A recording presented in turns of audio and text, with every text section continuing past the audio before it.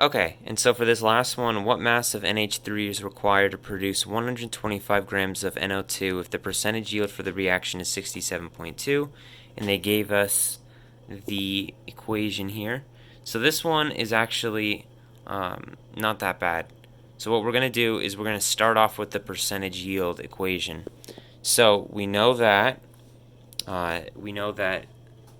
the percentage is 67.2, so we're going to write that as a decimal, 0.672 equals, and we know that, so it says is required to produce 125 grams. So we're going to say that's the actual yield because they're saying to us that the percentage yield is going to be this.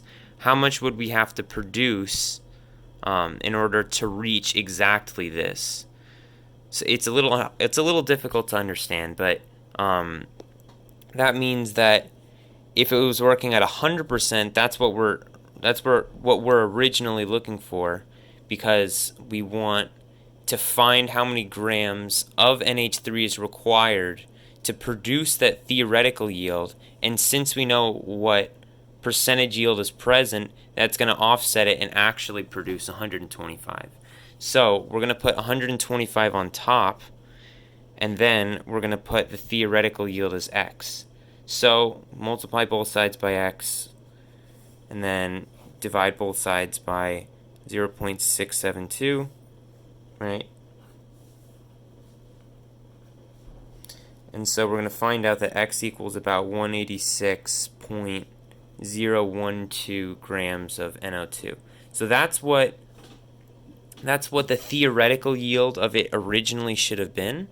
So in order to figure that out, we have to find, or in order to find out how many grams of NH3 we need, we just do x of grams of NH3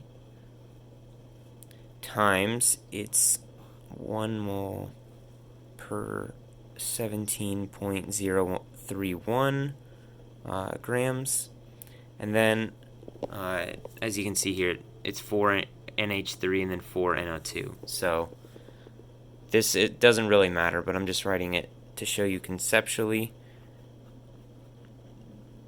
To cross that out, cross this out, and then this doesn't matter. And then we have to multiply it by 46.005, and the reason we do that is because that's how many grams are in NO2.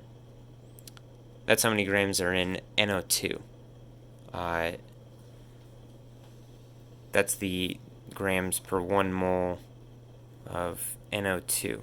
And then it's supposed to equal the theoretical yield that we calculated earlier, which is 186.012 grams of NO2.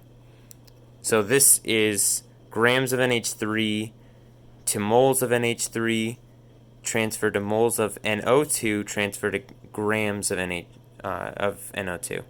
So if we work backwards, we're going to say 186 divided by 46.005 multiplied by 17.031, which I'll show you on the calculator because that's kind of confusing to think about. Okay, well first let me do 125 over 0.672 is that, and then we're gonna divide it by 46.005, and then we're going to multiply it by 17.031, or you could just do 46.005 divided by 17.031 and then multiply and then divide that number by 186.012. I mean, whatever you'd like to do, it doesn't matter.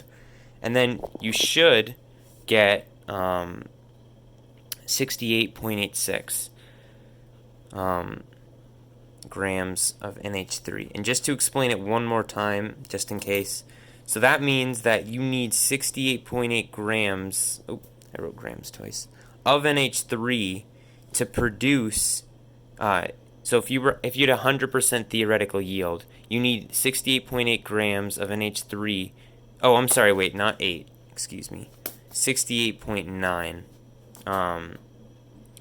So 68.9 to produce 186.012 if there's 100% yield. But since we know that there's a 67.2% yield, we're actually going to get 125 just like the problem says. Okay? So it's 68.9.